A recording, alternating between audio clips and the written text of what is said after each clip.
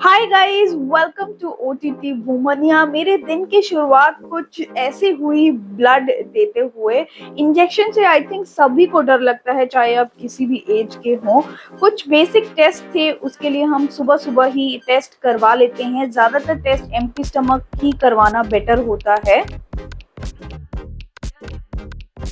घर जाते वक्त मोर हमारे रास्ते ही पड़ता है, तो हम मोर गए और मोर से काफ़ी सारी चीज़ें अच्छी क्वालिटी की मिलती हैं। उनमें से एक है एग्स। एग्स की काफ़ी अच्छी वैरायटी है। अगर आपको ब्राउन एग्स लेने हैं, काफ़ी सारे डिफरेंट वैरायटी के ब्राउन एग्स मिल जाते हैं। हमने यहाँ पे एगोज़ के ब्राउन एग्स लिए, जिनमें काफ़ी सारा डिस्काउंट था। घर आके जल्दी जल्दी मैंने ब्रेकफास्ट की तैयारी करी। लास्ट नाइट हमने सारडो मंगवाया था। आई डोंट नो, स्विगी वालों ने सेम डे का एक्सपायरी डेट वाला हमें सारडो ब्रेड दे दिया, तो हमें ब्रेकफास्ट लंच डिनर में सारडो ही खाना पड़ा। मुझे कुछ लेफ्ट ओवर टिक्कीज के साथ सैंडविचेस बनाने थे, तो ये कुछ लेफ्ट ओवर दाल और यहाँ पे कुछ सब्जी बची हुई थी। और इसके साथ बाइंडिंग के लिए मैंने चूज किया बेसन, क्योंकि दाल और सब्जी के साथ जो बाइंडिंग है वो बेसन की अच्छी लगती है। बेसन को कच्चा कभी नहीं यूज करना चाहिए, थोड़ा सा रोस्ट कर लो फिर बाइंडिंग के लिए यूज करो, अदरवाइज कच्चा बेसन काफी टेस्ट में बेकार लगता है। जब भी आप कुछ लेफ्ट ओवर से बनाए, तो आप ध्यान रखें कि कुछ फ्रेश, एकदम ही कच्चा रॉ उसमें डालें, क्योंकि जो भी कुक चीज होती है उसको आप रीकुक करते हो तो उसका न्यूट्रिशन बिल्कुल ही चला जाता है। तो मैं कोशिश करती हूँ कि ज्यादा से ज्यादा मैं रॉ चीजें उसमें डालूं जब भी मैं कोई लेफ्ट ओवर से चीज बनाऊं। यहाँ पे मैंने कटलेट बना के रख दिया है। कुछ बेसिक मसाले ही मैंने यूज़ किया है, और इन कटलेट्स को बनाने के लिए मैंने बेसन की बाइंडिंग यूज़ की है। इसमें काफ़ी सारे सब्जियां भी मैंने डाली है, आप चाहे तो इसमें पनीर भी डाल सकते हैं। और बाइंडिंग के लिए बेसन एक हेल्दी ऑप्शन है इंस्टेड ऑफ लाइक कॉर्नफ्लावर या ब्रेड क्रम्ब। इनको दोनों तरफ से अच्छे से ब्राउन होने तक स्लो कुक करना है, और आपका रेडी है होममेड टिक्कीज और सैंडविचेस, बर्गर्स। आप इन्हें किसी भी चीज़ में यूज़ कर सकते हैं। सैंडविचेस में मैंने बहुत बेसिक वेजिटेबल्स यूज़ किए हैं। खीरा, टमाटर, आप लेटस भी यूज़ कर सकते हो, और प्याज और थोड़ा सा मेयो। इसमें ग्रीन चटनी के साथ भी ये काफ़ी अच्छा लगेगा। हमने कोई लंच नहीं किया। इवनिंग में हमने इन्हीं ब्रेड्स का टोस्ट बनाया और साथ में पी चाय, क्योंकि ब्रेड एक्सपायर होने वाला था। और शाम को गए हम सब्जी लेने के लिए, जो वीकली मार्केट होता है वहाँ। वीकली मार्केट में सबसे best fresh fruits and vegetables मिलते हैं। यहाँ पे काफ़ी ज़्यादा रश ज़रूर होता है, लेकिन हफ्ते में एक बार जाना वर्थ इट होता है, क्योंकि सबसे बेस्ट यहीं पे सब्जियाँ मिलती हैं। The next day. आज संडे है और ब्रेकफास्ट की जिम्मेदारी मेरे हस्बैंड ने ली है। अक्षय बना रहा है यहाँ पे ऑमलेट, और ये कुछ टिकड़म करने की देख रहा है। और मैंने देखा कि इसने पूरा ब्रेड ऑमलेट में डाल दिया, क्योंकि ये मिथिलेश वाला स्टाइल अपना रहा है। मिथिलेश एक अंडे वाला है जो हमारे यहाँ पे बहुत ही एक्सपेंसिव अंडे बेचता है और काफ़ी टेस्टी ऑमलेट बनाता है, जिसमें ऑलमोस्ट आधा किलो बटर होता है। सो आज का ब्रेकफास्ट बनाया है मेरे पतिदेव ने। और अक्षय ने कल रात डिनर में बनाए थे पुलाव, जो कि बहुत ही अच्छा टेस्ट कर रहा था। चना पुलाव बनाया था अक्षय ने। मैंने कहा कि अक्षय, अब तो हफ्ते में 2 बार खाना तू ही बनाएगा, क्योंकि खाना बहुत ज़्यादा टेस्टी बना था। मैं भी उब गई हूँ अपने हाथ का खाना खाते खाते। कल इवनिंग में जब हम सब्जी लेके आए, तो हमारे यहाँ में काफ़ी सारे केरला स्टोर्स हैं। मुझे काफ़ी टाइम से रेड राइस चाहिए था, और ऑनलाइन जो भी रेड राइस थे वो काफ़ी एक्सपेंसिव थे, या तो बड़े पैक्स में थे। मुझे यहाँ पे केरला लोकल स्टोर से मिल गया ये रेड राइस, और ये सिर्फ 70 रुपीज़ kg है। रेड राइस कुछ दिखने में इस तरह से होती है, आपको थोड़ा सा शायद डिफरेंट लग सकता है, क्योंकि ये एक पार बॉइल्ड राइस है, और इनका जो टेस्ट होता है और टेक्सचर होता है थोड़ा सा अलग होता है as compare to like normal regular basmati rice.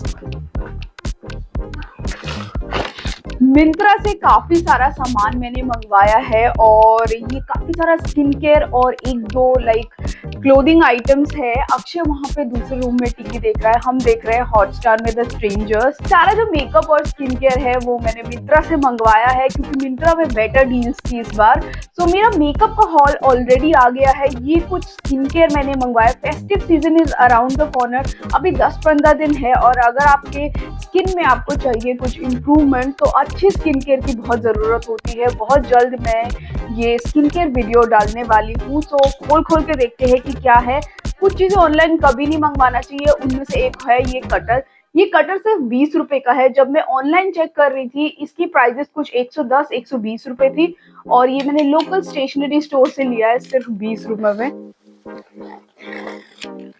मैं थोड़ा सा एडवांस में चीजें मंगवाना इसलिए प्रेफर करती हूँ क्योंकि फेस्टिव सीजन में होता ये है कि चीजें बहुत जल्दी आउट ऑफ स्टॉक हो जाती हैं, तो थोड़ा सा प्लान रहना, प्री प्रिपेयर्ड रहना बेटर होता है। अगर आपको पता ही है कि मुझे ये चीज खरीदनी है और फेस्टिवल में ही चाहिए, स्पेशली कपड़ों में आउट ऑफ स्टॉक हो जाता है। इन सब चीजों का हॉल वीडियो मेरे दूसरे चैनल में आएगा, वो है OTT वुमनिया वाइज, लिंक नीचे डिस्क्रिप्शन में होगा। दोनों ही चैनल में एक वीडियो डालती हूँ एवरी वीक। सो शॉर्ट्स में काफी टाइम से नहीं डाल रही हूँ, मुझे लगता है मुझे शॉर्ट्स डालने चाहिए क्योंकि शॉर्ट्स की रीच काफी अच्छी होती है। दूसरा डब्बा, मुझे पता नहीं है कि किसमें क्या चीजें हैं,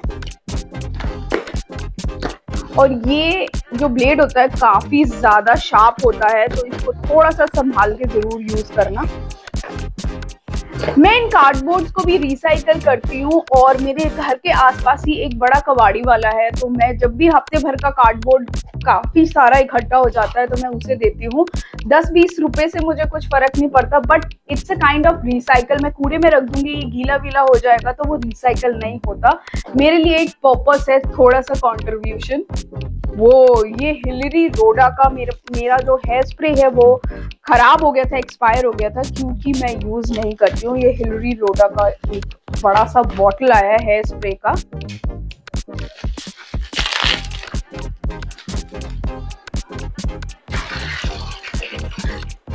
पानी बहुत ज्यादा गर्म था। फेस्टिव सीजन शुरू में 2-3 दिन ही बाकी रह गए हैं, तो सबसे पहले जो चीज आपको करके रख देनी है वो है मैनिक्योर, पेडिक्योर एंड वैक्सिंग।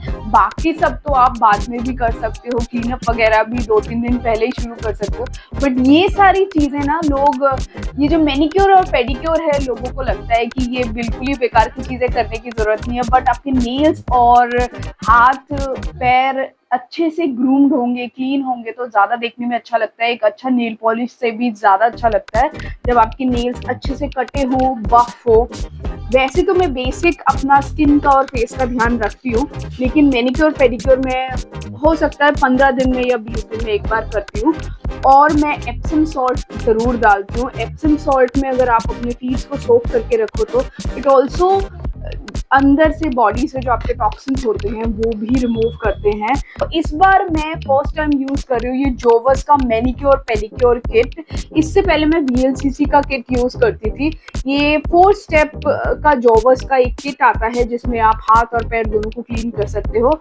इसमें आप पढ़ के देख सकते हो, एक क्लिंजर होता है, स्क्रब होता है और पैक होता है और एक क्रीम होता है। ये 4 बेसिक चीजें होती हैं। और VLCC में एक एक्स्ट्रा चीज होती है वो है क्यूटिकल ऑयल, उसमें 5 चीजें होती हैं।